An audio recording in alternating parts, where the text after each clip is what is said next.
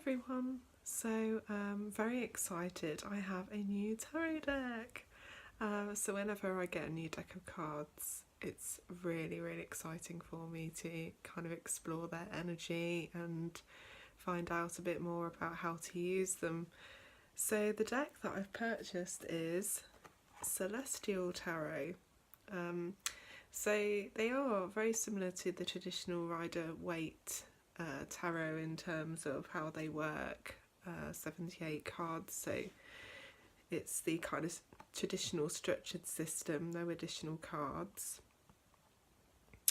They are all the same as a traditional tarot deck, apart from instead of pages and knights, they call them princesses and princes.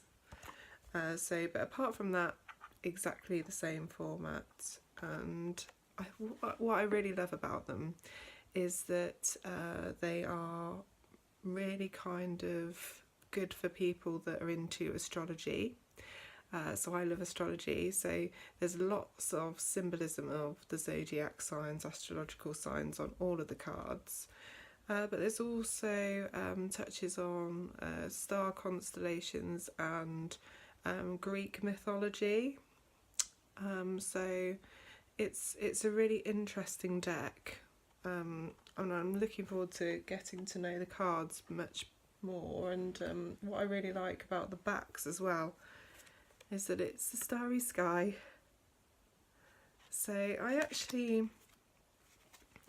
it takes quite a lot for me to feel really connected to a deck these days. I don't know whether it's just because I'm used to working with so many different cards that they all have such different energies, but with this one I felt straight away at home. I can't explain it apart from I feel like these cards are meant for me. So yeah, I'm really excited about using them and seeing what messages come up. So I thought I'd draw you all a card and see what they have to say to us this evening. So I've cleansed the deck, so I'm just going to give them a little shuffle.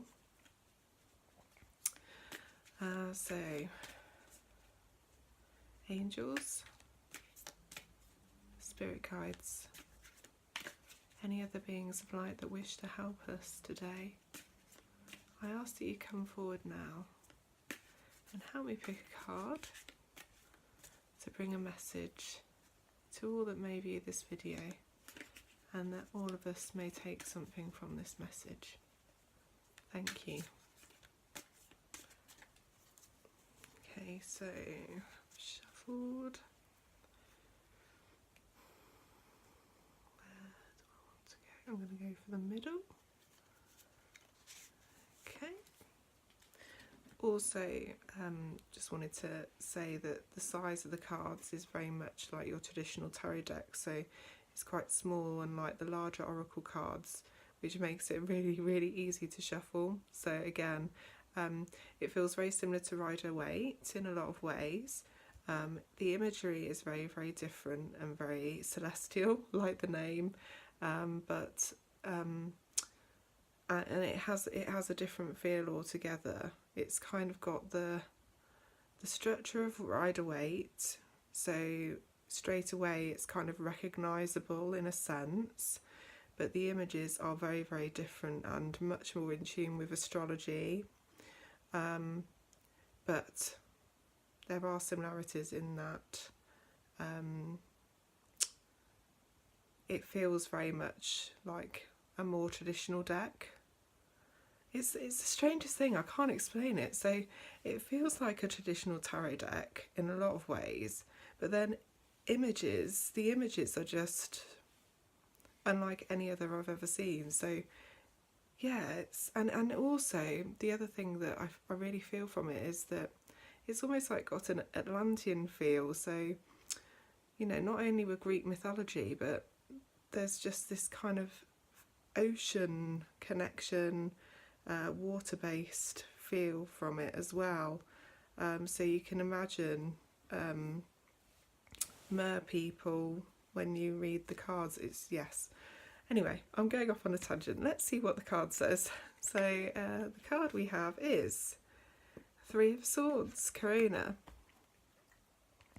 So Three of Swords is traditionally associated with air signs, so Gemini, Libra and Aquarius. Three of Swords normally suggests that there might be a challenge that you're working through at the moment. So traditionally it is a card of disappointment. So you might be going through a period in your life which is quite difficult in terms of an emotional experience. You could be experiencing grief, it's letting go of something in your life. It could be that you're involved in a conflict or dispute involving others. It could be that you're involved in a love affair involving more than one person and you're having to kind of make a choice. It can also represent the end of a relationship, so as a result of discovering that an affair has been going on in your life, or just the fact that you've got to the point in a relationship where you've done all the trying to make it work and it's kind of ran its course. It is actually quite an emotional card. It's letting go, but it's necessary. So although it might feel sad right now, you'll be better off for letting go of this chapter in your life and moving forwards.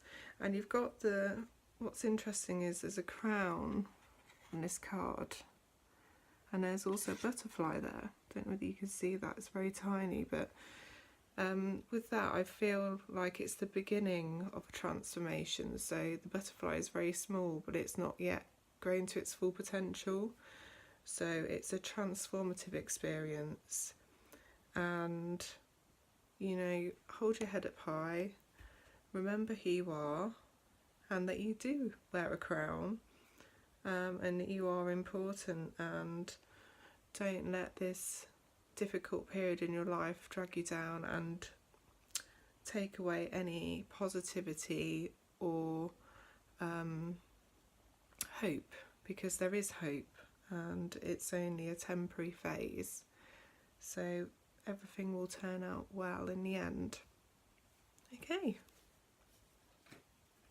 so sending everyone that needs it lots of love and healing, thinking of you. And if you are going through a difficult time, just be kind to yourself, be your own best friend, take your time, and if some days are difficult, that's okay. You've got to allow that, you've got to process that emotion, and you will feel better. You know, better things are on the horizon for you, and take from this experience what you will. It might be that it was a lesson of growth, but it's not the end. There are positive things ahead for you. So yeah, thinking of you, and I'm hoping that everyone has a really great week. Thank you for tuning in. I'm sorry if I was waffling, but I do feel really passionate about my cards, so I just wanted to share them with you. So have a good week, and I will check in with you all very, very soon. Mwah. Take care. Speak soon.